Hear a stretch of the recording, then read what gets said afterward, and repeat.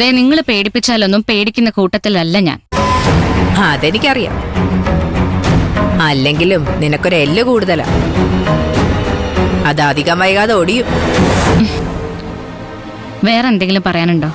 അപ്പൊ എന്നെ കാണാൻ നീ വരില്ലേ? ഇല്ല. ശരി, വേണ്ട.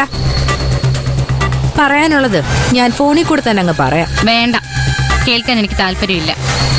നിനക്ക് ഗുണമുള്ള കാര്യമാണെന്ന് പറഞ്ഞല്ലോ. ഗുണമുള്ളതാണെങ്കിലും ദോഷമുള്ളതായാലും എനിക്ക് അറിയണ്ടെന്ന് ഞാൻ പറഞ്ഞല്ലോ. പിന്നെന്താ? വേണ്ടെങ്കി വേണ്ട.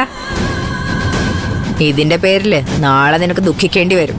ഓ, അത് ഞാനങ്ങ് സഹിച്ചു. താലി കെട്ടിയ ഭർത്താവ് മരിച്ചു. അതിലും വലിയ ദുഃഖമൊന്നും എനിക്ക് വരാനില്ല. അതുകൊണ്ട് ഇങ്ങനൊക്കെ പറഞ്ഞെന്നെ പേടിപ്പിക്കണ്ട. വെച്ചിട്ട് പോകാൻ നോക്കൂ മാഡം.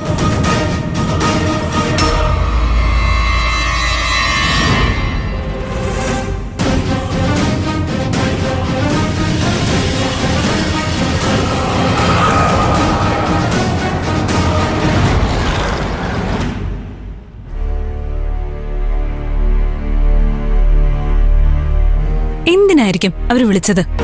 ആ, എനിക്കെങ്ങനെ അറിയാം? വിളിച്ചത് തങ്കച്ചി ആയതുകൊണ്ട് നല്ലതൊന്നും അവരുടെ വായിന്ന് വരില്ല എന്ന് നിനക്ക് നന്നായിട്ട് അറിയാലോ.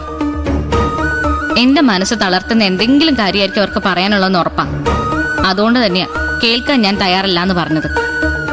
അല്ലെങ്കിൽ തന്നെ 100 കൂട്ടം പ്രശ്നങ്ങളാ. അതിനിടയില ഇപ്പൊ തങ്കച്ചി.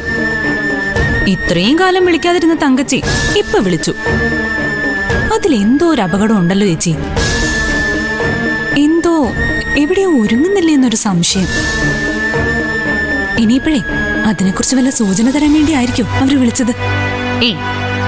അങ്ങനെ അവര് ചെയ്യോ? ഏത് പ്രശ്നവും വഷളാക്കാനല്ലാതെ നേരെയാക്കാൻ അവർക്ക് വല്ലതും അറിയോ?